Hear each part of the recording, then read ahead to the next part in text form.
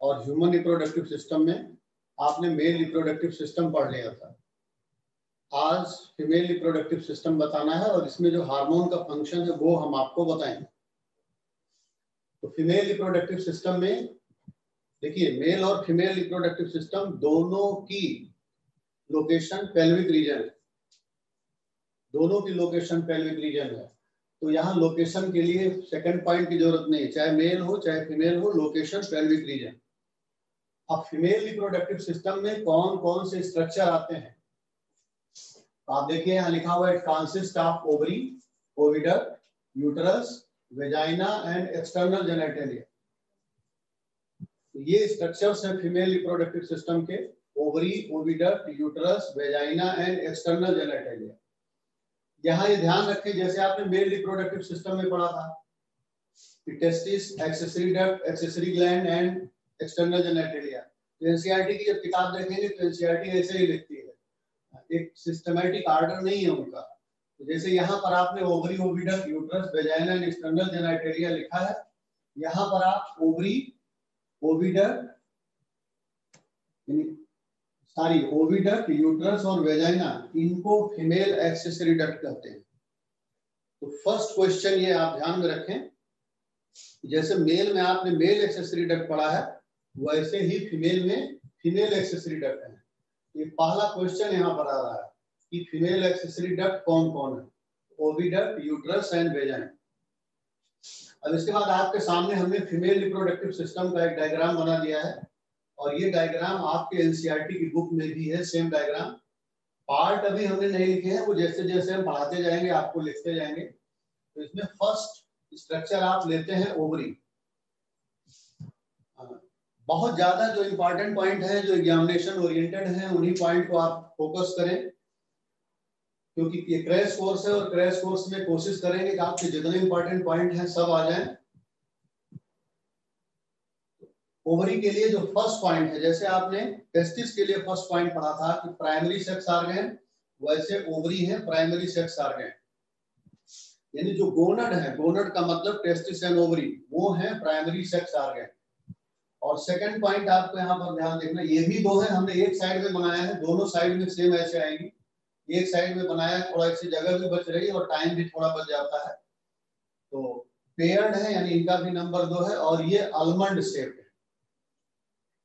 जैसे टेस्टिस में आपने ओवल शेप पढ़ा था, वैसे यहाँ ये आलमंड शेप है। और एक बात ध्यान रखना, जो आपको चैटिंग करना है वो फैकल्टी आईडी पे करना है। चैट फैकल्टी पे आप करेंगे, आप चैटिंग मोबाइल पे जाके नहीं करेंगे, फैकल्टी आईडी जो है उस पे आप करेंगे।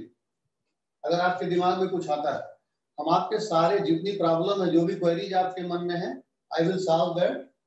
पहले पूरा ध्यान से सुने, उसके बाद ही आप क्वेश्चन पूछने के सोचें। तो फर्स्ट पॉइंट आपने पढ़ा primary female sex organ, second point आपने पढ़ा पेयर्ड एंड आलमंड शेप, और थर्ड पॉइंट इनका लोकेशन है। लोकेशन की बात करेंगे तो पूरे रिप्रोडक्टिव ऑर्गन की लोकेशन पेल्विक रीजन है ही है। तो लोकेशन है पेल्विस, यानी एब्डोमेन के अंदर, इंट्रा एब्डोमिनल, लोअर एब्डोमेन में, ये आपका एब्डोमेन है तो लोअर एब्डोमेन में, लोअर एब्डोमिनल वाले रीजन में ही पेल्विक रीजन आता है। तो आप ऐसे भी बोल सकते हैं intra abdominal and inside pelvis. और देखिए यूट्रस के दोनों तरफ होती है, इधर भी है इधर भी है। तो लोकेशन एग्जैक्टली आप क्या बोलेंगे, intra abdominal, inside pelvis and lateral sides of uterus. और नेक्स्ट पॉइंट आप देखें, जैसे आपने टेस्टिस के लिए पढ़ा था, टेस्टिस स्क्रोटम से कनेक्ट रहते हैं with the help of group of elastic fibre, जिसको आप कहते हैं गुबेरनाकुलम। वैसे सेम यहाँ पर जो ओवरी है वो पोस्टीरियर पेल्विक वॉल से और ओवरी यूट्रस से भी कनेक्ट रहती है थ्रू लिगामेंट। तो दिस इज इंपॉर्टेंट पॉइंट कि ओवरी पोस्टीरियर पेल्विक वॉल से और यूट्रस से कनेक्ट रहती है थ्रू लिगामेंट, और इन्हीं लिगामेंट की वजह से ओवरी पेल्विस के अंदर अपनी पोजीशन में बनी रहती है। नेक्स्ट पॉइंट आप देखेंगे, ओवरी का फंक्शन आपको पता है, ओवरी का काम है ओवम प्रोड्यूस करना और फीमेल सेक्स हार्मोन, और फीमेल सेक्स हार्मोन है एस्ट्रोजन एंड प्रोजेस्टेरॉन।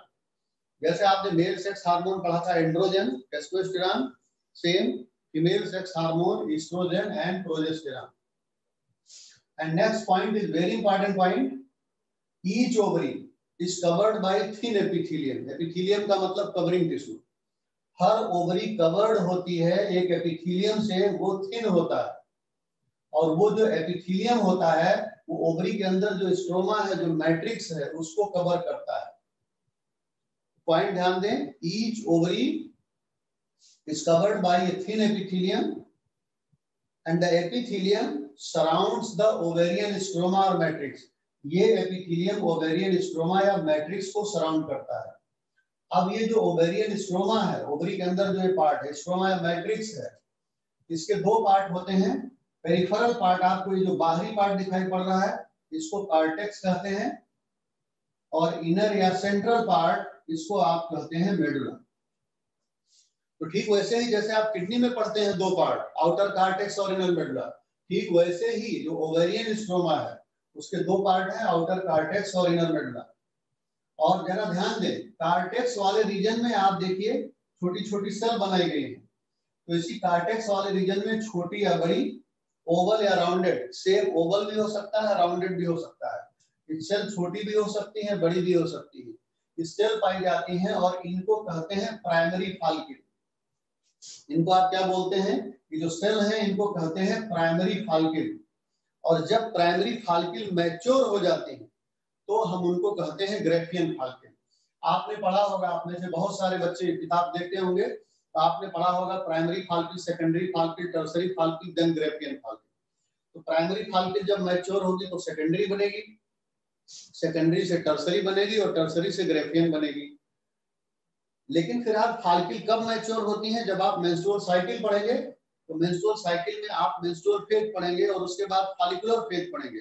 और आपको पता है मेंस्ट्रुअल साइकिल कब स्टार्ट होती है, प्यूबर्टी के दौरान स्टार्ट होती है और मीनोपाज तक यानी 50 साल के एज के आसपास फीमेल में चलती है. तो हर महीने जो एक महीने में जो मेंस्ट्रुअल साइकिल 28 से 29 दिन की होती है, आपने पढ़ा होगा. तो 28 से 29 दिन की मेंस्ट्रुअल साइकिल के 4 फेजेज होते हैं. इन चारों फेज में पहली फेज मेंस्ट्रुअल होती है, दूसरी फॉलिकुलर फेज होती है. उसी फॉलिकुलर फेज में हम आगे मेंस्ट्रुअल साइकिल भी पढ़ेंगे और आपको ग्राफ भी बताएंगे. उसी फॉलिकुलर फेज में primary follicle grow and mature to become Graafian follicle. यानी उसी फेज में प्राइमरी से सेकेंडरी, सेकेंडरी से टर्सरी और टर्सरी से ग्रेफियन फॉलिकल बनती है. पूरा का पूरा बहुत बढ़िया आइडिया आपको तब होगा जब आप गैमेटोजेनेसिस भी हम आपको बता देंगे और हम आपको मेंस्ट्रुअल साइकिल भी बता देंगे. तो एग्जैक्ट आइडिया आपको बहुत अच्छी तरह से होगा. और क्योंकि ये बहुत इंपॉर्टेंट टॉपिक है, हम बहुत ज्यादा जल्दी नहीं कर सकते हैं, लेकिन इंपॉर्टेंट इंफॉर्मेशन आपके सामने पूरी की पूरी होनी चाहिए. तो ये ओवरी के लिए शुरुआती इंपॉर्टेंट पॉइंट आपने पढ़े. इसमें से जो बहुत खास पॉइंट है वो इनको हम एक बार फिर रिपीट कर रहे हैं. Primary female sex organ paired है, आलमंड शेप्ड है,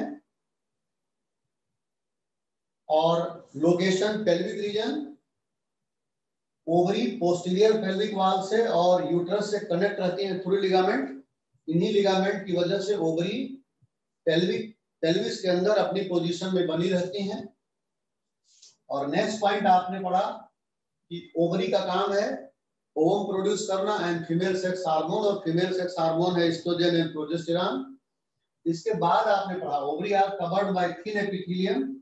ये एपिथेलियम ओवेरियन स्ट्रोमा को सराउंड करता है. ओवेरियन स्ट्रोमा के दो पार्ट, आउटर या पेरिफेरल पार्ट इसको कार्टेक्स कहते हैं, इनर या सेंट्रल पार्ट इसको हम मेडुला कहते हैं. इस कार्टेक्स वाले रीजन में ओवल और राउंडेड स्मॉल और लार्ज सेल्स आर प्रेजेंट, जिनको कहते हैं प्राइमरी फॉलिकल. और प्राइमरी फॉलिकल जब मैच्योर हो जाती हैं तब उनको कहते हैं ग्रेफियन फॉलिकल. यहाँ हम ओवरी में जब तक ग्रेफियन फॉलिकल हम आपको नहीं बताते, अक्सर आप क्या करते हैं, आप प्राइमरी, सेकेंडरी, टर्सरी फॉलिकल, ज्यादातर बच्चों को मैंने देखा ग्रेफियन फॉलिकल रटते हैं. रटने का कोई मतलब नहीं है. अगर आपको ग्रेफियन फॉलिकल का स्ट्रक्चर समझ में आ जाए तो ये बिल्कुल तय है. अगर ग्रेफियन फॉलिकल का स्ट्रक्चर समझ में आ जाए तो हम कहीं कहीं प्राइमरी, सेकेंडरी और टर्सरी फॉलिकल में डिफरेंशिएट कर पाएंगे.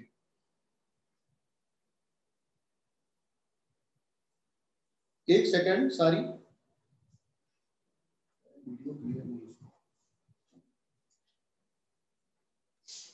तो अब हम आपको बताएंगे बेटा ग्रेफियन फॉलिकल का स्ट्रक्चर. इस डायग्राम को हम थोड़ा सा हटा रहे हैं, ये डायग्राम आपने देख ही लिया होगा, आपके सामने आ ही जाएगा। अब ग्राफियन फाल्किल का हम थोड़ा सा स्ट्रक्चर आपको बताएंगे।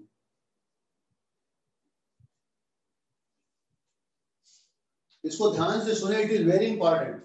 अगर ग्राफियन फाल्किल का स्ट्रक्चर आपको समझ में आ गया तो फिर आप प्राइमरी, सेकेंडरी और टर्सरी फाल्किल को बहुत आसानी से डिफरेंशिएट कर पाएंगे और बहुत बढ़िया से बढ़िया क्वेश्चन कर पाएंगे। देखिए समझिए, ग्राफियन फाल्किल को डी ग्रेफ ने खोजा था। डी ग्रेफ, उन्हीं के नाम पर इनका नाम पड़ा ग्राफियन फाल्किल। तो ग्राफियन फाल्किल का जो स्ट्रक्चर है,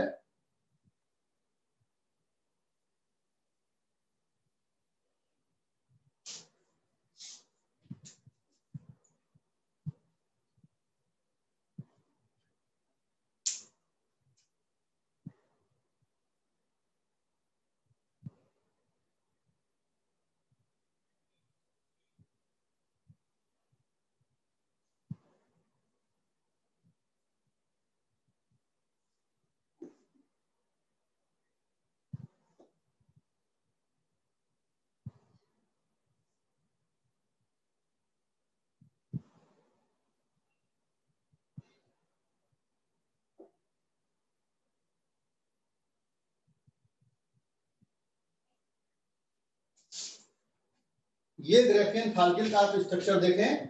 ग्राफियन फाल्किल के अंदर एक बड़ी कैविटी होती है। हर ग्राफियन फाल्किल के अंदर एक कैविटी होती है जिसको आप कहते हैं एंट्रम, और एंट्रम के अंदर फ्लूइड भरा होता है जिसको आप कहते हैं लिक्विड फालिकुली। तो फर्स्ट पॉइंट ये है, वेरी इंपॉर्टेंट, इसको ध्यान से सुनेंगे। ग्राफियन फाल्किल के अंदर एक बड़ी कैविटी होती है जिसको आप एंट्रम कहते हैं। Antrum is filled with liquid, और उस लिक्विड को का नाम है लिक्विड फालिकुली। ध्यान देंगे, ग्राफियन फाल्किल के अंदर ओवम होगा, और ओवम किस फॉर्म में होगा? ये ओवम होगा सेकेंडरी oocyte के फॉर्म में। आपने पढ़ा होगा प्राइमरी oocyte, सेकेंडरी oocyte। तो प्राइमरी oocyte, सेकेंडरी oocyte और ओवम में फर्क है।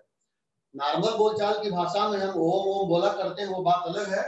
बट ग्राफियन फाल्किल के अंदर क्या मिलेगा आपको? सेकेंडरी oocyte मिलेगा। और आगे ध्यान दें, सेकेंडरी oocyte एक परफोरेटेड मेम्ब्रेन से कवर्ड होती है, और इस परफोरेटेड मेम्ब्रेन को कहते हैं जोना पेल्यूसिडा।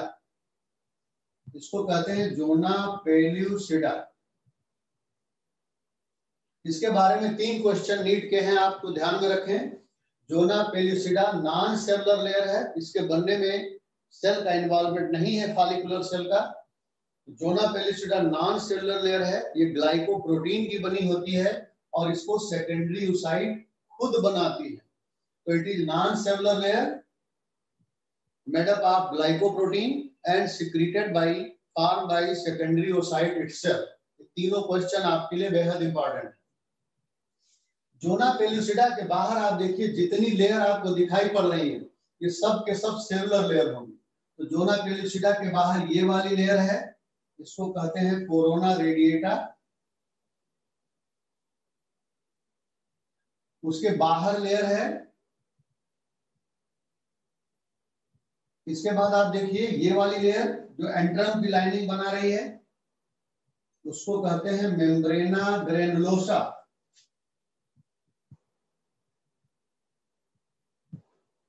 मेम्ब्रेना ग्रेनुलोसा के बाहर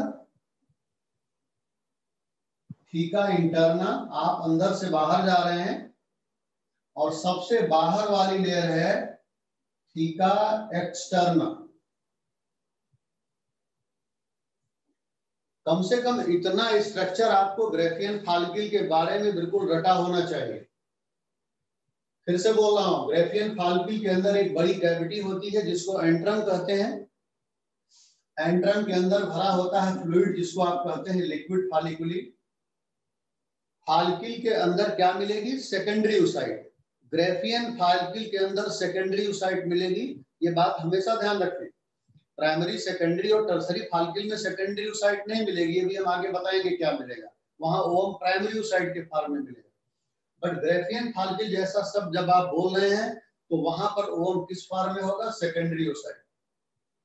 तो ये जो सेकेंडरी ओसाइट है एक परफोरेटेड मेम्ब्रेन से कवर्ड होती है, सराउंड होती है, इसको कहते हैं जोना पेलुसिडा। यहाँ इसके लिए हमने आपको 3 क्वेश्चन बताए। Zona pellucida non cellular layer है, ग्लाइकोप्रोटीन की बनी होती है और इसको सेकेंडरी ओसाइट खुद बनाती है। जोना पेलुसिडा के बाहर जितनी लेयर है सब के सब सेलुलर लेयर है और ये लेयर अंदर से बाहर आपको क्लियर दिखाई पड़ रही है।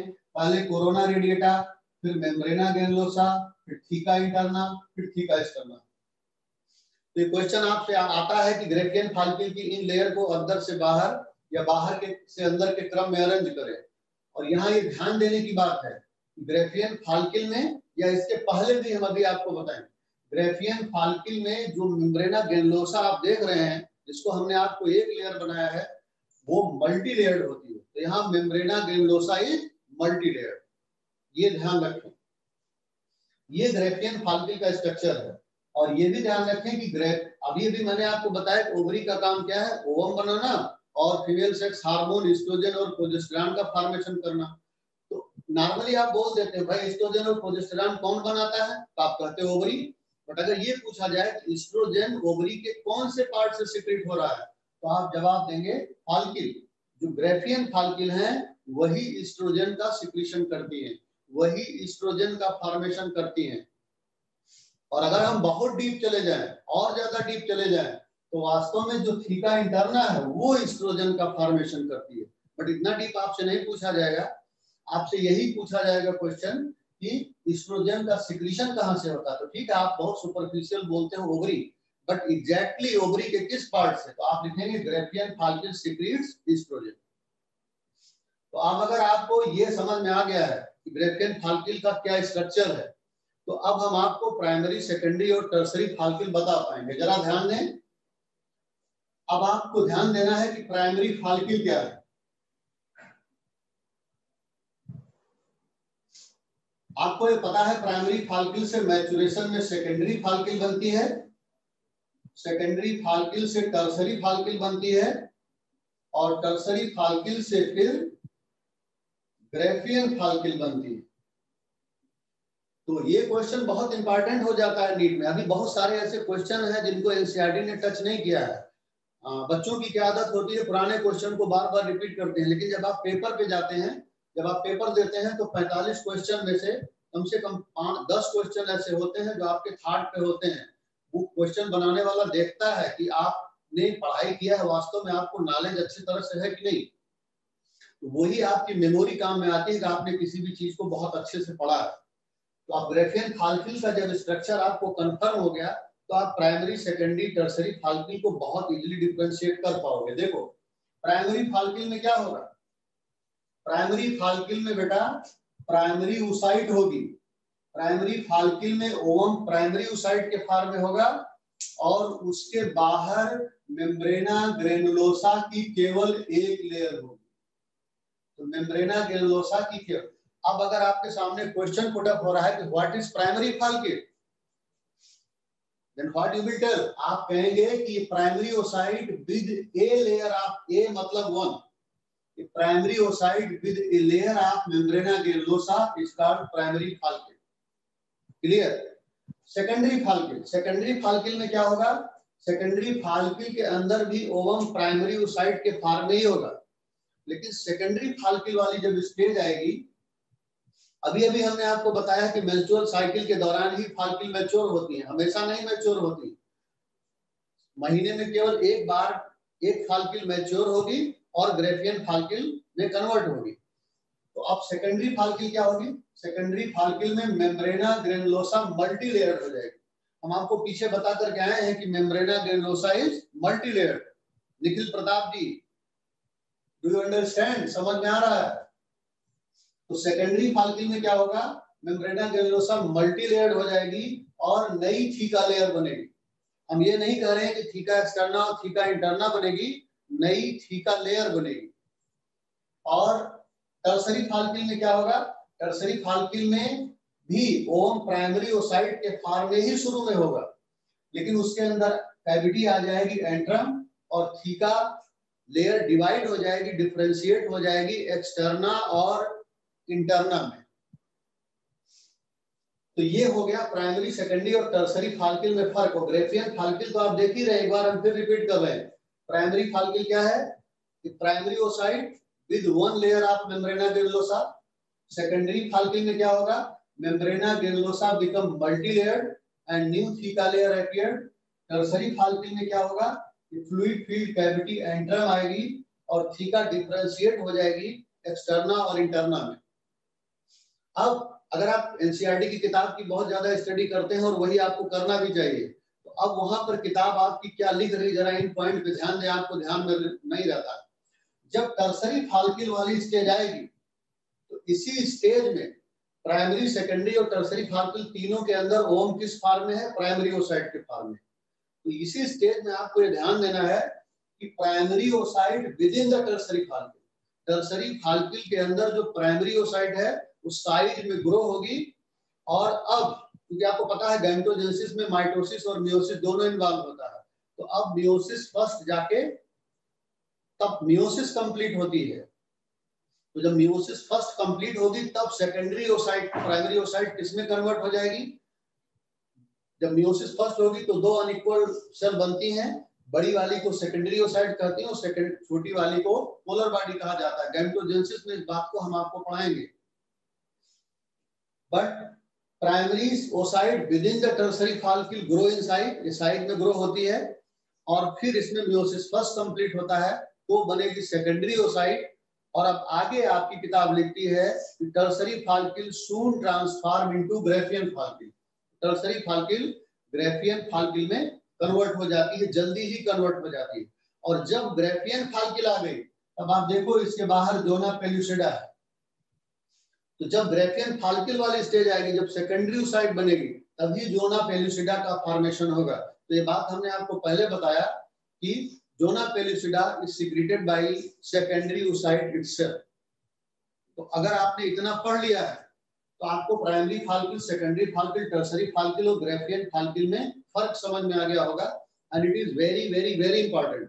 Primary follicle, secondary follicle, tertiary follicle ये अभी बहुत ज्यादा क्वेश्चन नहीं बने, जब भी बनेंगे तो आपके लिए नया होगा, इसलिए यहाँ पर इस बात को जरूर माइंड करें। खाली ये नहीं कि जो क्वेश्चन पूछे गए हम उन्हीं पे फोकस करेंगे, जो क्वेश्चन नहीं पूछे गए हैं हमें उन पर भी फोकस करना चाहिए। और एक अच्छा स्टूडेंट ये काम जरूर करता है कि कुछ एक्स्ट्रा आपके पास होना चाहिए।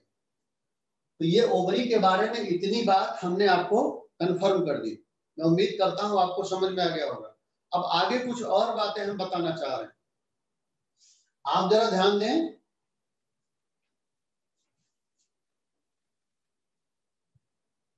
अब अगर हम क्वेश्चन आपसे पुट अप करें कि व्हाट इज ओवुलेशन, तो आप अक्सर बोल देते हो खड़े होकर के ओवुलेशन क्या है? ओवरी से ओवम का बाहर आना, ओवरी से ओवम का बाहर आना, इसको ओवुलेशन कहते हैं। एक नॉर्मल आदमी बता देता है, कक्षा 8 का बच्चा भी बता देगा। लेकिन वास्तव में देखिए ओवरी से ओवम किस फॉर्म में बाहर आएगा? सेकेंडरी ओसाइट के फॉर्म में बाहर आएगा। तो what is exact definition of ovulation?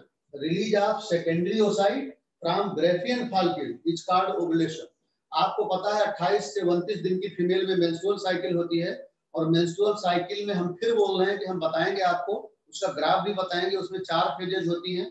पहली फेज मेंस्ट्रुअल, दूसरी फॉलिकुलर, तीसरी ओवुलेटरी फेज और चौथी ल्यूटियल फेज होती है जिसमें कार्पस ल्यूटियम बनता है। नेक्स्ट टर्न पे हम इसको जरूर एक्सप्लेन करेंगे because it is very important.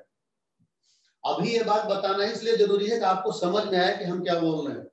तो जो ओवुलेटरी फेज आती है, जब ओवुलेटरी फेज आती है जो थर्ड फेज है, उसी में ओवुलेशन होता है।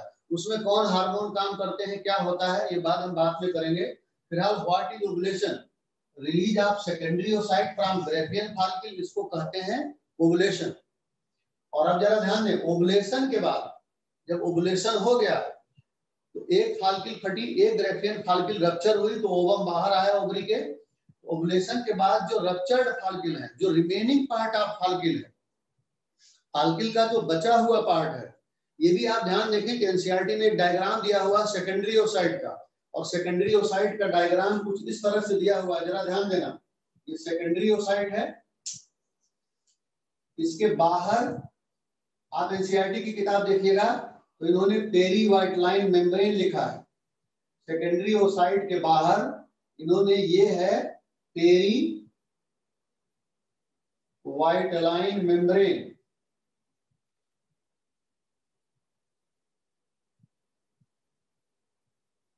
तो सेकेंडरी ओसाइट के बाहर ये हो गया आपका सेकेंडरी ओसाइट, और सेकेंडरी ओसाइट के बाहर जो ब्लू कलर में आप देख रहे हैं, ब्लैक कलर में सेकेंडरी ओसाइट, और जो ब्लू में आप देख रहे हैं वो perivitelline membrane. Perivitelline membrane के बाहर दिखाया गया है पेरी व्हाइट लाइन स्पेस। आप जरा एनसीईआरटी में जाकर के डायग्राम जरूर देखें किताब में। तो ये वाला है पेरी व्हाइट लाइन स्पेस, और पेरी व्हाइट लाइन स्पेस के बाद फिर ये लेयर जो आ रही है बेटा वो दिखाई पड़ रही है, उसको कहते हैं जोना पेल्यूसिडा। और जोना पेल्यूसिडा के बाहर कोरोना रेडिएटा की सेल दिखाई गई ऐसे, और वहां कोरोना रेडिएटा की जो सेल दिखाई गई है वहां ऐसे आप डायग्राम देखेगा स्पर्म चारों तरफ से आते हुए दिखाई पड़ रहे हैं। तो ये स्पर्म चारों तरफ से आते हुए दिखाई पड़ रहे हैं, इसका मतलब यह है कि फर्टिलाइजेशन वाली स्टेज एनसीईआरटी अपने किताब में दिखा रही है। एक्सक्यूज मी, वीडियो बफर हो रहा, मैं 1 सेकंड देखता हूं।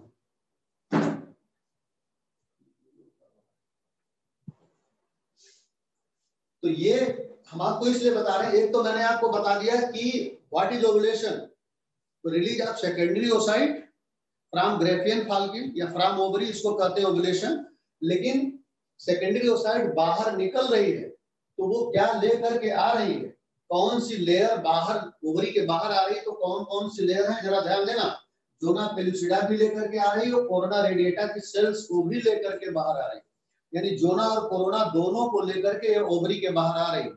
अभी तक इस पे ऐसे सवाल नहीं, ये बात जरूर ध्यान दें। और ये आपकी किताब में एनसीईआरटी में डायग्राम भी बना हुआ है, इस डायग्राम को ध्यान से देखें। ये डायग्राम सेकेंडरी ओसाइट का है, ये सेकेंडरी ओसाइट का जो डायग्राम है ये ओवरी से रिलीज होकर के, क्योंकि ओवुलेशन सेकेंडरी ओसाइट के फॉर्म में होता है तो सेकेंडरी ओसाइट क्या क्या लेकर के बाहर निकल रहा है, ये एग्जैक्ट बात आपको पता होनी चाहिए। और यहाँ आपको ये पता होना चाहिए कि भाई ये सेकेंडरी ओसाइट है, ये पेरी व्हाइट लाइन मेम्ब्रेन है, बाहर एक स्पेस है that is perivitelline space, और उसके बाहर जोना पेल्यूसिडा, और उसके बाहर सेल्स ऑफ कोरोना रेडिएटा। और ये जो ब्लू कलर से स्पर्म को आते हुए दिखाया गया, ये फर्टिलाइजेशन वाली कंडीशन दिखाई गई।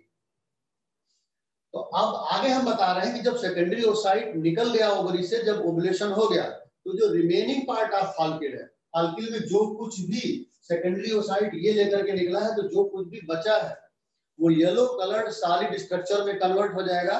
और उस येलो कलर्ड सॉलिड स्ट्रक्चर को कहते हैं बेटा कार्पस ल्यूटियम।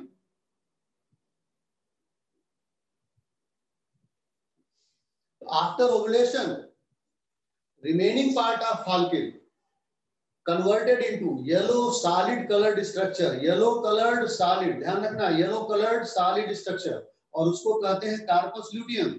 और यही कार्पस ल्यूटियम सिक्रीट करता है प्रोजेस्टेरॉन।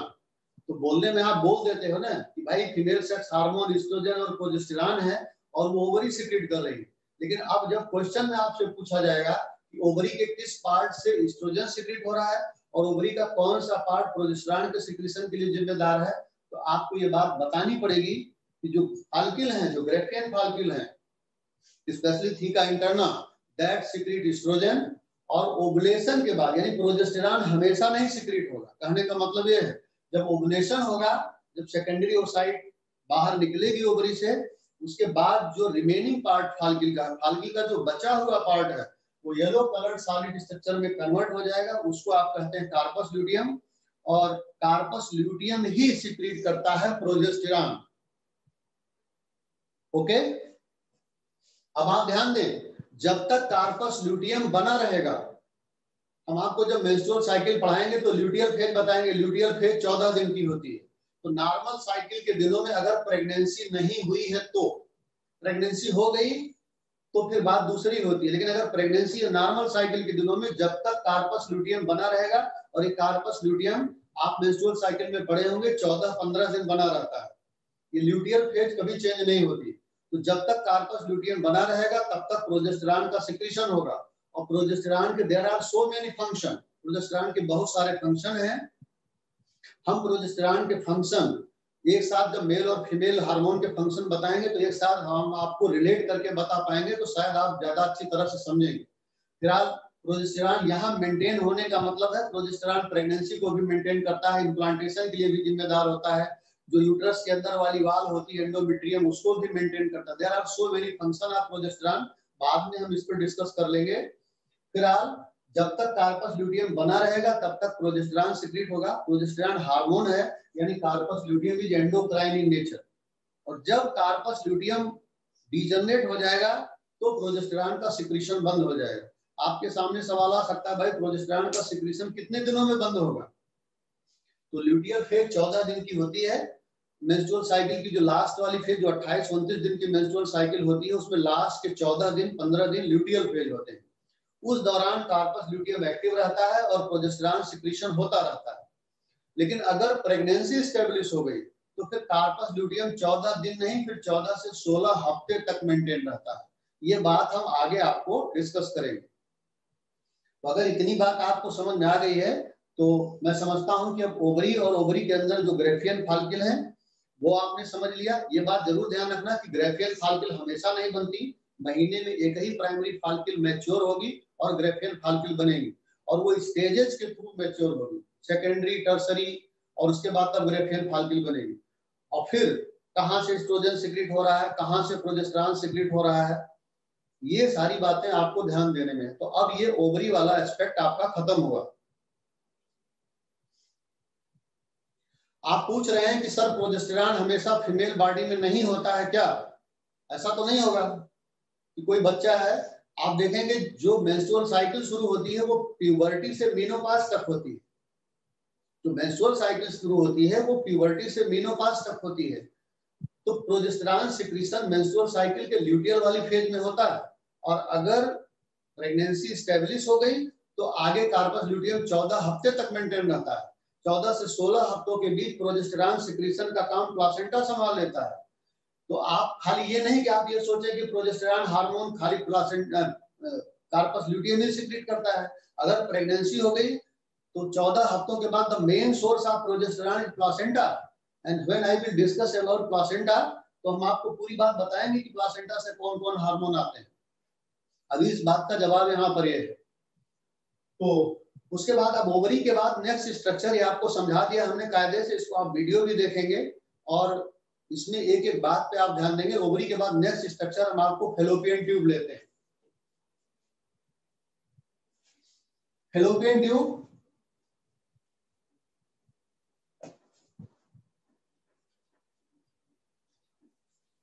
डायग्राम हमने बना दिया था, मैं फट से एक डायग्राम बना रहा हूं विद इन सेकेंड। ये मैंने डायग्राम बनाया था और ये फेलोपियन ट्यूब,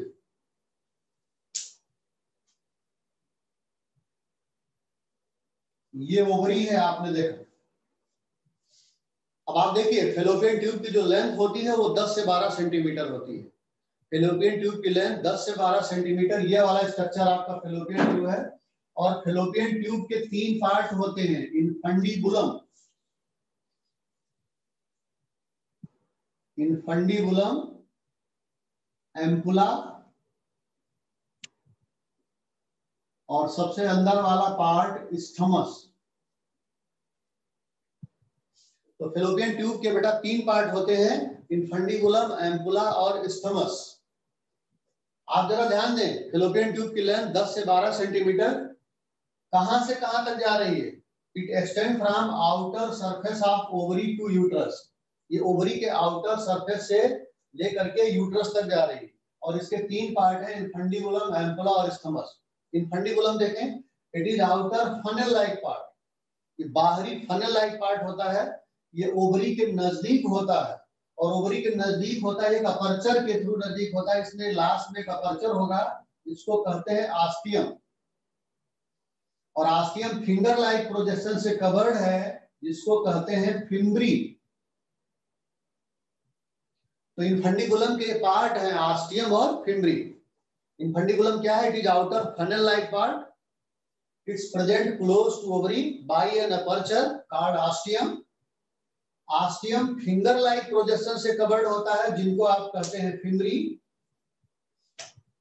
और जरा ध्यान देना, जब ओवुलेशन होगा, जब यहाँ पर सेकेंडरी ओसाइट रिलीज होगी, मान लिया सेकेंडरी ओसाइट रिलीज हो रही है, तो ऑस्टियम का काम होता है सेकेंडरी ओसाइट को रिसीव करना। अगर आपसे क्वेश्चन आ रहा है कि what is function of infundibulum, तो इन्फंडिबुलम ऑस्टियम के थ्रू ओवुलेशन के बाद सेकेंडरी ओसाइट को रिसीव करता है।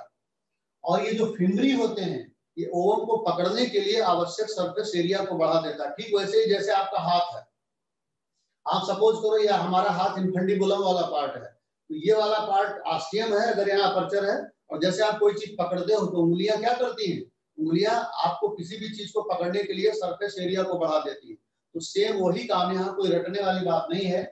इन्फंडिबुलम ये outer funnel like part, funnel का मतलब कि it's present close to ovary by an aperture called ostium. Ostium is covered by finger like projections called fimbriae. Ostium का काम है या इन्फंडिबुलम का काम है ओवम को रिसीव करना, यानी सेकेंडरी ओसाइट को रिसीव करना, और फिम्बरी ओवम को रिसीव करने के लिए यानी सेकेंडरी ओसाइट को रिसीव करने के लिए आवश्यक सरफेस एरिया को बढ़ा देते हैं। तो यहाँ से बहुत सारे क्वेश्चन आपके नीट में पूछे गए हैं, ध्यान रखें। उसके बाद दूसरा पार्ट है एम्पुला। ये मिडिल पार्ट है और सबसे चौड़ा पार्ट है, middle and widest part, and it is site for fertilisation. It is site for fertilisation. आपको ध्यान रहे कि एनसीईआरटी की पुरानी बुक में अगर बाई चांस किसी के पास 2016 के पहले की बुक बहुत या पुराने जो सवाल हैं उसमें site for fertilisation ampullary isthmus junction लिखा हुआ है। अभी एनसीईआरटी ने उसको 2016 में उसको करेक्ट किया है। तो जो पुराने सवाल मिलेंगे उसमें साइट फॉर फर्टिलाइजेशन या आईपीएमटी के पुराने सवालों में भी site for fertilisation ampullary isthmus junction लिखा हुआ है।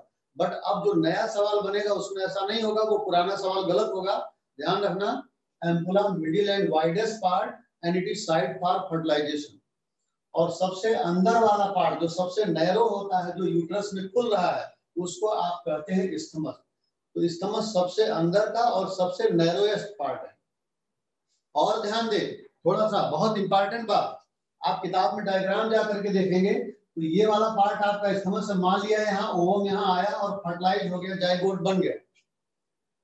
तो फेलोपियन ट्यूब में जो शुरुआती एम्ब्रियोनिक डेवलपमेंट की स्टेजेज होती हैं, जो early stages of embryonic development, आपको पता है एम्ब्रियोनिक डेवलपमेंट की स्टेजेज क्लीवेज, मॉरुला, ग्लैसुला, गैसुला।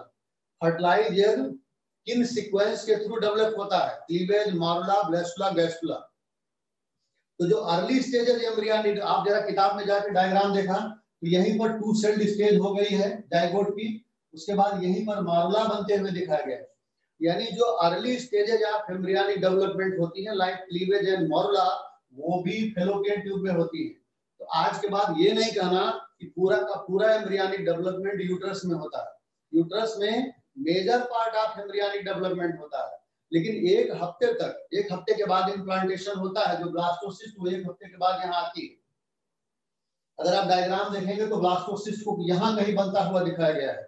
तो ये बात बिल्कुल क्लियर है कि early stages of embryonic development like cleavage and morula ये भी फेलोपियन ट्यूब में होती है। ऐसा क्वेश्चन अभी आया नहीं है। एनसीईआरटी कुछ चीजों को लिख देती है, कुछ चीजों को डायग्राम में इंडिकेट कर देती है। आप डायग्राम में जाकर के देखना, जहां ये फेलोपियन ट्यूब बनाया गया है तो यहीं पर आपको 2 सेल्ड स्टेज दिखाई गई है जाइगोट की, यहीं पर आपको क्लीवेज दिखाया गया है, यहीं पर आगे मॉरुला, मॉरुला जो 8 to 16 ब्लास्टोमियर वाली स्टेज आगे बताएंगे वो भी यहीं पर दिखाया गया है। तो आज के बाद आपको ये बात दिमाग में रखना होगा कि जो एम्ब्रियोनिक डेवलपमेंट का जो माइनर पार्ट है, जो अर्ली स्टेजेज होती हैं, वो भी फेलोपियन ट्यूब में होती है, लेकिन major part of embryonic development वो तो यूट्रस में। तो फेलोपियन ट्यूब के बारे में ये है। और एक क्वेश्चन यहाँ पर ध्यान रखिएगा, यहाँ एक टिश्यू भी पूछा जाता है। Fallopian tube is internally lined by columnar ciliated epithelium. यहाँ सिलिया होंगे कॉलमनर सिलिएटेड, और इनके सिलिया का डायरेक्शन यूट्रस की तरफ होगा। यूट्रस में भी कॉलमनर सिलिएटेड एपिथेलियम होता है बेटा। और सिलिया का काम क्या होगा, अगर यहाँ पर ओवम आया है या आगे यहाँ जाइगोट बना है तो ओवम या जाइगोट को आगे की तरफ पुश करते रहते हैं through peristaltic and ciliary action. तो फेलोपियन ट्यूब का ये भी फंक्शन है, इट पुश ओवम और जाइगोट या zygote towards uterus by peristaltic and ciliary action. तो ये सेकंड पार्ट मैंने आपको पढ़ा दिया फेलोपियन ट्यूब, बहुत इंपॉर्टेंट है। फेलोपियन ट्यूब को एक बार हम फिर से रिपीट कर दे रहे हैं, जो बहुत खास बातें हैं। कि फेलोपियन ट्यूब की लेंथ 10 से 12 centimetre, it extend from outer surface of ovary to uterus. इसके तीन पार्ट, इनफंडिबुलम, एम्पुला और isthmus. Infundibulum outer funnel like part, it is present close to ovary by an aperture called ostium. Ostium is covered by finger like projections called ovary. Ostium receives the ovum, that is secondary oocyte, after ovulation, and fimbriae increases the surface area for catching the ovum. Ampulla middle and widest part है। हमने इसके बारे में controversy बता दी, पहले क्या लिखा था, पहले कैसे सवाल पूछे गए। अब अगर पूछा जाएगा तो साइट फॉर फर्टिलाइजेशन मैमल में या ह्यूमन में एम्पुला है। एम्पुलर इस्थमस जंक्शन अब आप नहीं लिखेंगे। पुराने सवालों में आपको आंसर में एम्पुलर इस्थमस जंक्शन लिखा हुआ मिलेगा, दैट इज रॉन्ग। अब जो नया सवाल बनेगा उसमें एम्पुला होगा और बाकी अंदर वाला पार्ट इस्थमस। आपने देखा कि अगर फर्टिलाइजेशन हो गया, एम्ब्रियोनिक डेवलपमेंट शुरू होगा, तो एम्ब्रियोनिक डेवलपमेंट की जो अर्ली स्टेजेस हैं, and they are cleavage and morula, पहली स्टेज क्लीवेज है, सेकंड मारुला है, वो भी फेलोपियन ट्यूब में होती है। तो this is about Fallopian tube. आगे हम यूट्रस की बात करते हैं। यूट्रस देखिए,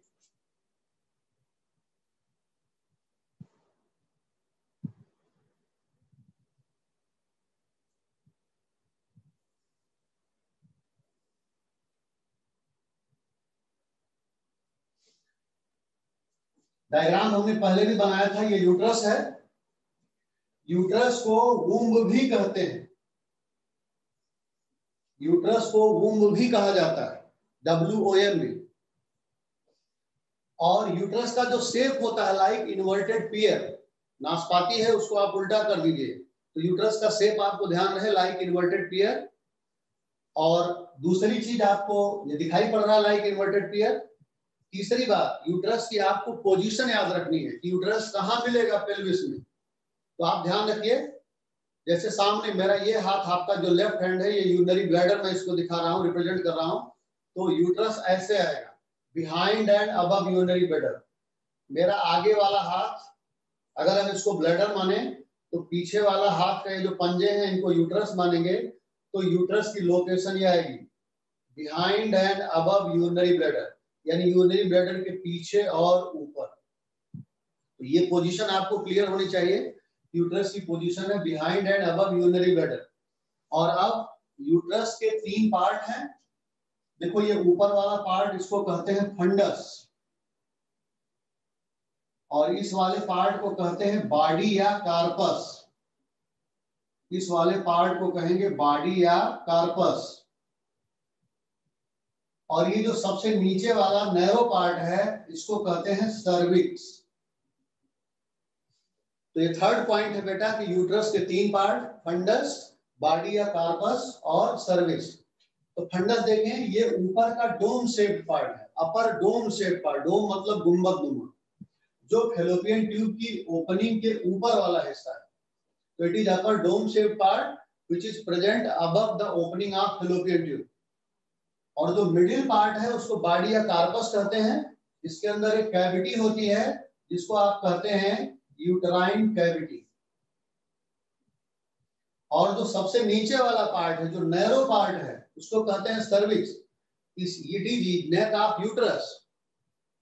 एनसीईआरटी में लिखते समय फीमेल रिप्रोडक्टिव सिस्टम में सर्विक्स को अलग पार्ट में लिख दिया गया है। सर्विक्स कोई अलग पार्ट नहीं है, it is neck of uterus. तो यूट्रस के तीन पार्ट हैं, फंडस, बॉडी या corpus, cervix. Cervix is neck of uterus. ध्यान रखेंगे, सर्विक्स के अंदर देखो एक नैरो पैसेज दिखाई पड़ रहा है, और इस नैरो पैसेज को कहते हैं सर्वाइकल कैनाल। इसको कहते हैं सर्वाइकल कैनाल। सर्वाइकल कैनाल आगे वेजाइना है। सर्वाइकल कैनाल वेजाइना के साथ मिल करके बर्थ कैनाल का काम करती है।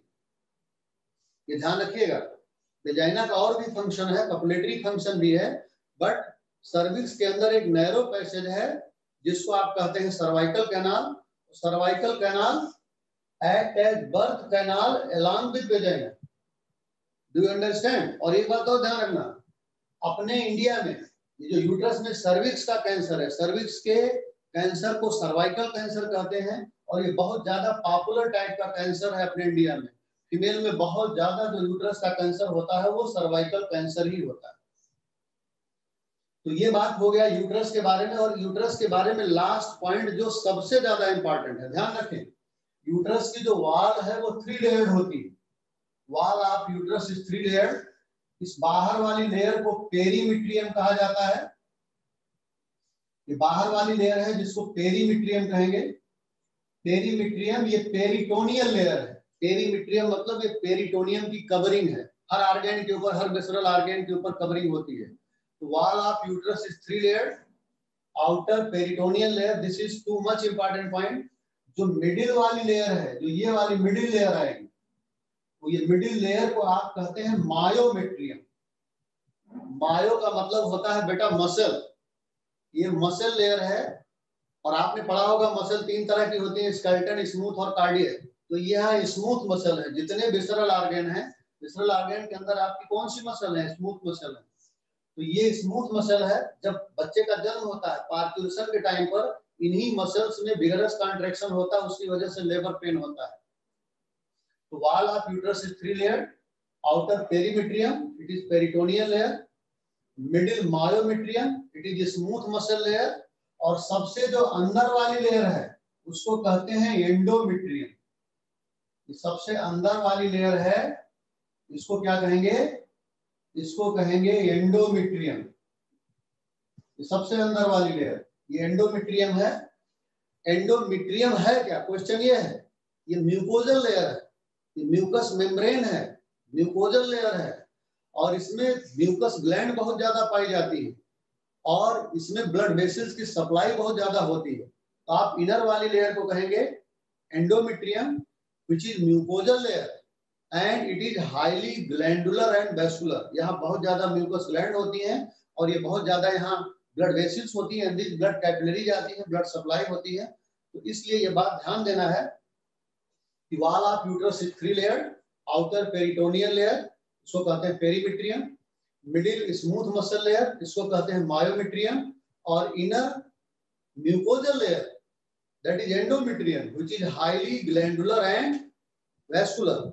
उबैद हसन, समझ में आ रहा होगा मैं उम्मीद करता हूं। तो ये यूट्रस में जो एनाटॉमी है वो खत्म हो गया। अब अगर आपको यूट्रस का फंक्शन पूछा जाए तो आप क्या आंसर देंगे? Uterus is site for implantation and major part of embryonic development. It is site for implantation.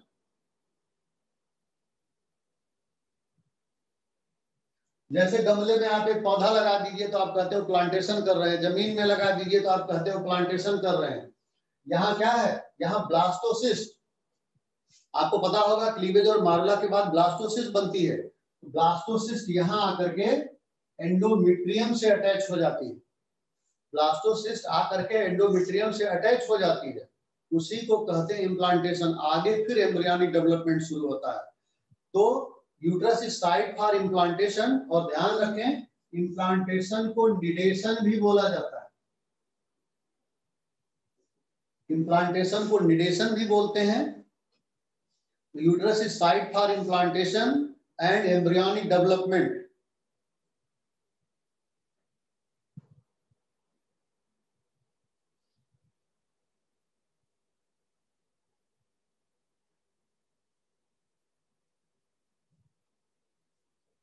चलो, आपने जो क्वेश्चन पूछा है मैं उम्मीद करता हूं उसका जवाब आपको समझ में आ गया होगा। पूरी की पूरी फैलोपियन ट्यूब हमने बता दिया।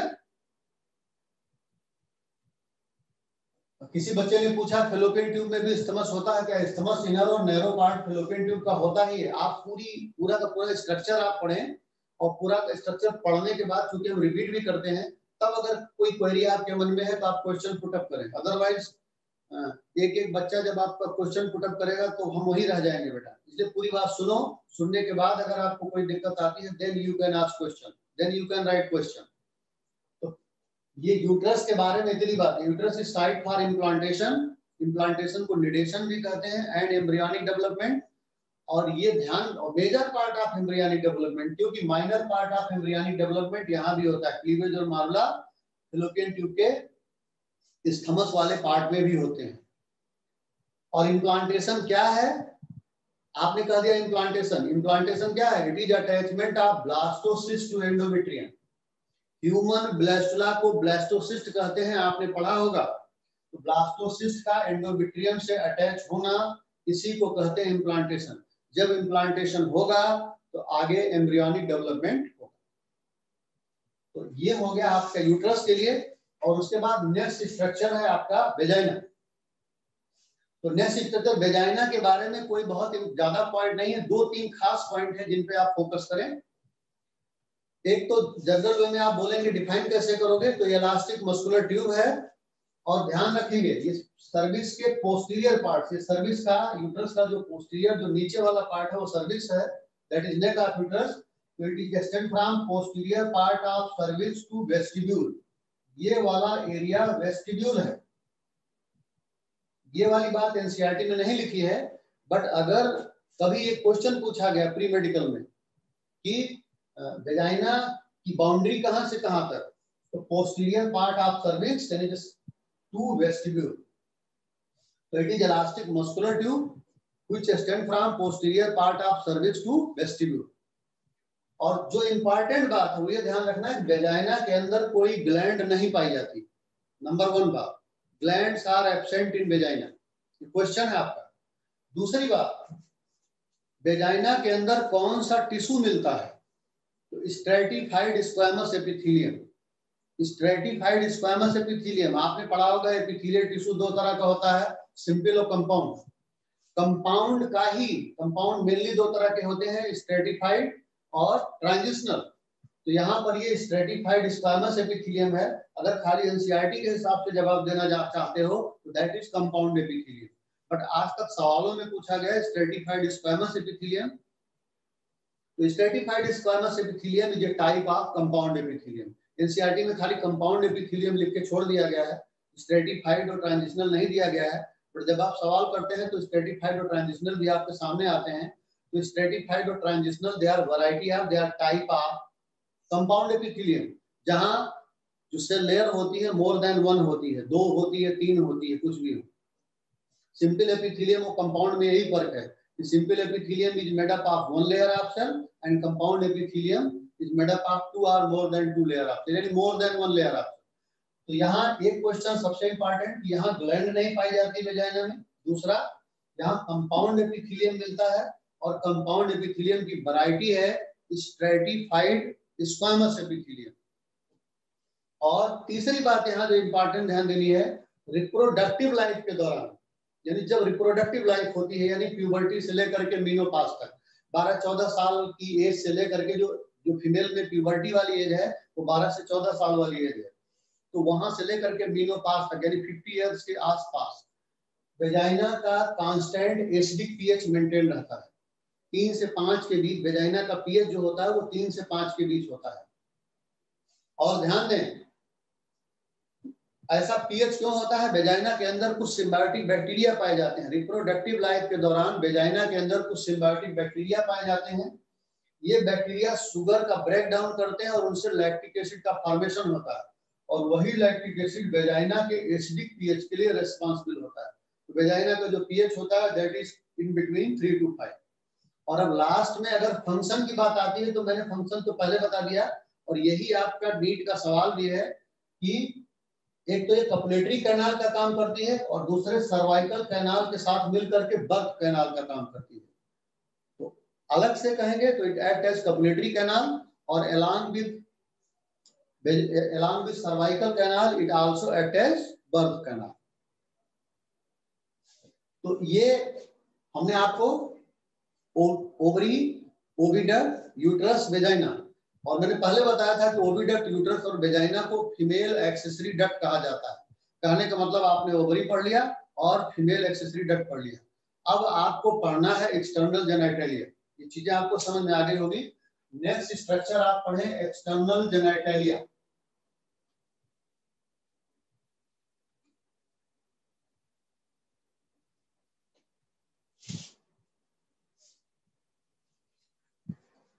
देखिए एक्सटर्नल जेनिटलिया में कौन कौन से स्ट्रक्चर आते हैं। एक्सटर्नल जेनिटलिया में 5 स्ट्रक्चर आते हैं। लेबिया मेजोरा, इसी को लेबियम मेजस भी कहा जाता है। दूसरा लेबिया माइनोरा, इसको लेबियम माइनस कहते हैं। हाइमेन, मांस प्यूबिस और क्लाइटोरिस। एक्सटर्नल जेनिटलिया में ये 5 स्ट्रक्चर आते हैं। Labia majora, labia minora, mons pubis, hymen and clitoris. These include external genitalia. तो पहला सवाल तो यही है, आपके दिमाग में आ जाना चाहिए कि एक्सटर्नल जेनेटेलिया में कौन कौन से स्ट्रक्चर आते हैं। 5, लेबिया मेजोरा, लेबिया माइनोरा, मांस प्यूबिस, हाइमेन एंड क्लाइटोरिस। इनके बारे में एक एक लाइन जाने। लेबिया मेजोरा क्या है? जो वेजाइनल ओरिफिस है, सपोज करो ये वेजाइनल ओरिफिस है, सपोज करो vaginal orifice is externally guarded by fleshy fold of tissue. Vaginal orifice is externally guarded by fleshy fold of tissue. Vaginal orifice के दोनों तरफ टिश्यू मिलेगा, फ्लैशी टिश्यू मिलेगा, फ्लैशी फोल्ड ऑफ टिश्यू। इसी को आप कहते हैं लेबिया मेजोरा।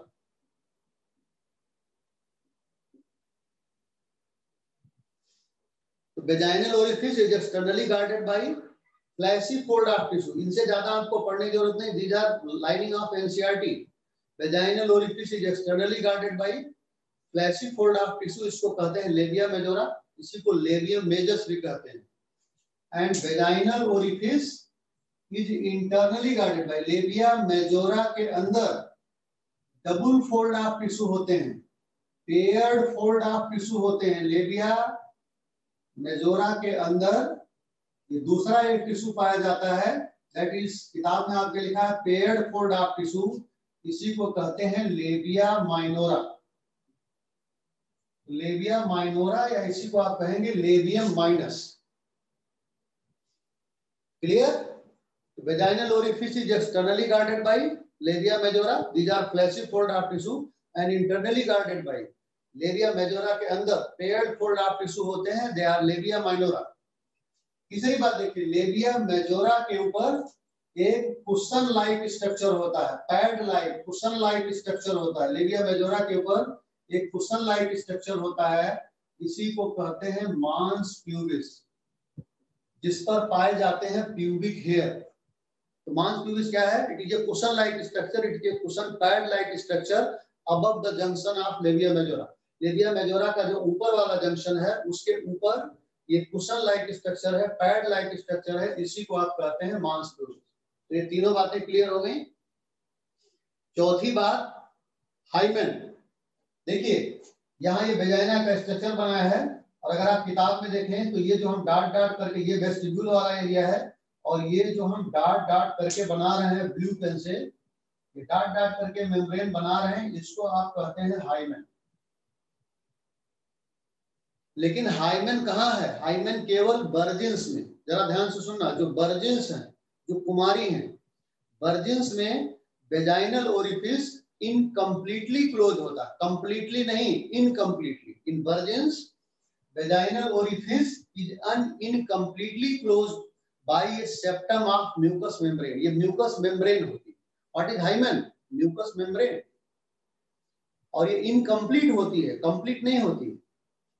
तो जो वर्जिन्स है, वर्जिन्स में vaginal orifice is incompletely close by a septum of mucus membrane, और इसी को कहते हैं hymen. But it is not true sign of virginity. आप ध्यान रखेंगे कि आपकी किताब में भी एनसीईआरटी जरूर पढ़ें। It is not true sign of virginity, it often break during cycling, horse riding, climbing etcetera.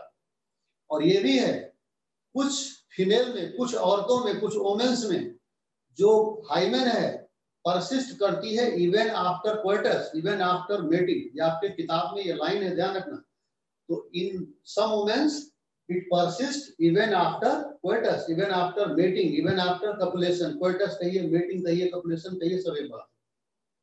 तो इसीलिए वर्जिनिटी का ट्रू साइन नहीं, हाइमेन का होना ये या ना होना ये वर्जिनिटी का ट्रू साइन नहीं है कि हाइमेन नहीं है तो वो वर्जिन नहीं, ऐसा कुछ नहीं है। ध्यान रखिएगा, in virgins the vaginal orifice is incompletely closed by a septum of mucus membrane called hymen, but it is not true sign of virginity. It often break during cycling, horse riding, different exercises, climbing. But in some moments it persists even after coitus. This is about hymen. और इसके बाद last में clitoris. जरा ध्यान देना, जो दो labia minora है, लेबिया माइनोरा जो है लेबिया मेजोरा के अंदर, इनके जो ऊपर वाले जंक्शन और ये वेजाइनल ओरिफिस है, तो यहाँ पर यूरेथ्रल ओरिफिस भी होता है। दो ओरिफिस होते हैं, वेजाइनल और यूरेथ्रल। वेजाइनल और यूरेथ्रल, वेजाइनल ओरिफिस लोअर वाला होता है एंटीरियर, और यूरेथ्रल ओरिफिस अपर वाला होता है। तो नीचे वेजाइनल ओरिफिस, ऊपर यूरेथ्रल, ये दोनों ही एक कॉमन चैम्बर में खुलते हैं और इस कॉमन चैम्बर का नाम है हमने दिया है वेस्टिब्यूल। तो नेक्स्ट बात ध्यान में रखें, जो दो लेबिया मेनोरा है, above the junction of लेबिया minora, यहीं पर एक टाइनी फिंगर लाइक स्ट्रक्चर होता है। टाइनी मतलब स्मॉल, तो टाइनी मतलब स्मॉल, फिंगर लाइक स्ट्रक्चर होता है, इसी को कहते हैं क्लाइटोरिस। यहाँ बहुत ज्यादा नर्व सप्लाई होती है, हाईली इनर्वेटेड होता है। और ये क्वेश्चन और है कि क्लाइटोरिस मेल में पेनिस के होमोलोगस स्ट्रक्चर है।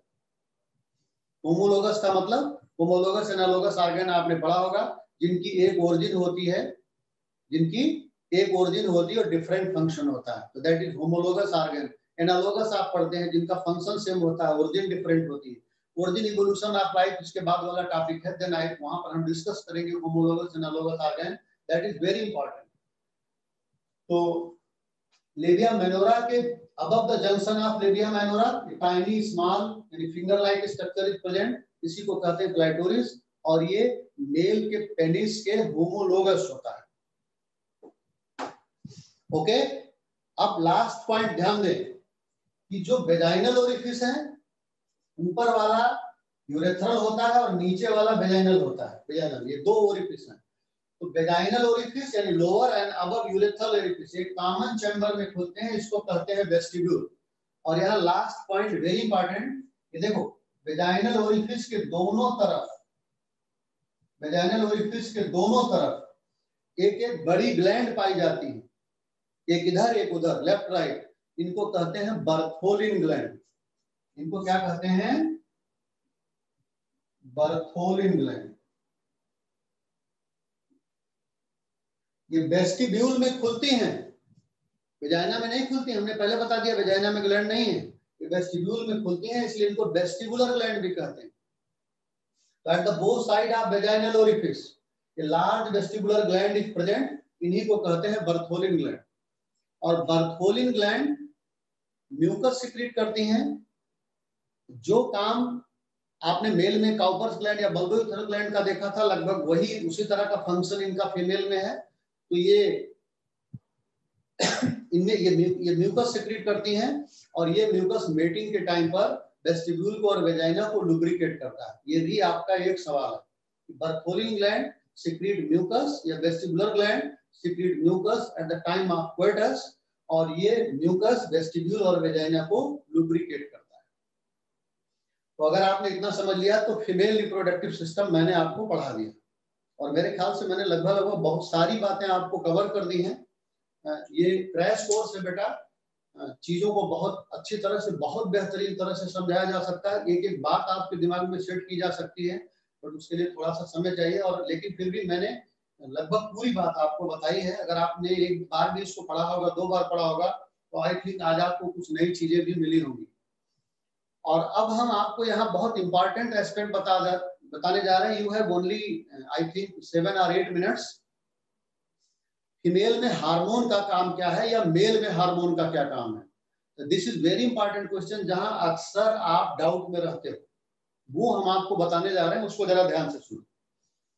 चाहे मेल में टेस्टिस हो, चाहे फीमेल में ओवरी हो, यानी जो गोनड है, जो गोनड है, नैन्सी ध्यान से सुनो, जो गोनड है they are regulated by FSH and LH. हमने आपसे कहा था आप हार्मोन पढ़ के आए क्लास 11th का, तो आप सेम लाइन बोलेंगे, testis are regulated by FSH and LH of anterior pituitary, या यही लाइन आप बोलेंगे ovary are also regulated by FSH and LH of anterior pituitary. आपको पता है पिट्यूटरी ग्लैंड के दो पार्ट, अगर आप खाली एनसीईआरटी फोकस करें, पिट्यूटरी ग्लैंड के दो पार्ट, एडिनोहाइपोफाइसिस और न्यूरोहाइपोफाइसिस। जब आप पिट्यूटरी ग्लैंड को हाइपोफाइसिस कहा ही जाता है। जब आप एडिनोहाइपोफाइसिस में जाते हैं, आप देखते हैं एडिनोहाइपोफाइसिस में दो लोब होते हैं, पार्स डिस्टेलिस और पार्स इंटरमीडिया। अगर आप आईएससी बोर्ड के होंगे तो शायद ऐसा नहीं लिखा होगा, लेकिन आपको एग्जामिनेशन ओरिएंटेड है, आपको नीट का एग्जाम देना है, इसलिए सीबीएसई बोर्ड आपको ओरिएंटेड होना होगा। तो पिट्यूटरी ग्लैंड के को हाइपोफाइसिस कहते हैं। इसके दो पार्ट, एडिनो और न्यूरो। एडिनो हाइपोफाइसिस में दो लोब होते हैं, पार्स डिस्टेलिस और पार्स इंटरमीडिया। पार्स डिस्टेलिस को ही एंटीरियर पिट्यूटरी कहते हैं। पार्स इंटरमीडिया लगभग खत्म हो गई, ह्यूमन में मर्ज हो गई। हम हार्मोनल कंट्रोल कोऑर्डिनेशन पढ़ाएंगे तो फिर दोबारा बताएंगे। तो जो एंटीरियर पिट्यूटरी है वहां से 6 हार्मोन निकलते हैं, ग्रोथ हार्मोन या somatotropic hormone, thyroid stimulating hormone, adrenocorticotropic hormone, follicle stimulating hormone, luteinising hormone और प्रोलैक्टिन या लैक्टोजेनिक या लैक्टोट्रॉपिक या मेमोट्रॉपिक हार्मोन। इनके ये 4-5 नाम है। तो ये 6 हार्मोन है, they are secreted by anterior pituitary. इनमें ये एफएसएच और एलएच, जिनको हमने चौथे 5वें नंबर पे बताया, इनको कहते हैं पिट्यूटरी गोनेडोट्रॉफिन्स।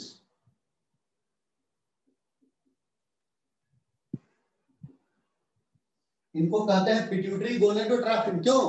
क्योंकि ये गोनेड की देखभाल करते हैं, ये गोनेड पे काम करते हैं, इसलिए इनको आप कहते हैं पिट्यूटरी गोनेडोट्रॉफिन। तो दोनों चीजें हम मेल और फीमेल दोनों में बता रहे हैं। Testis are regulated by FSH and LH of anterior pituitary, या सीधा आप बोल दो testis are regulated by pituitary gonadotrophin.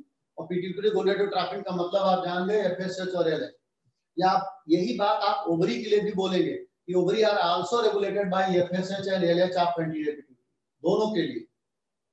और एफएसएच और एलएच को कौन रेगुलेट करता है? इनको रेगुलेट करता है जीएनआरएच।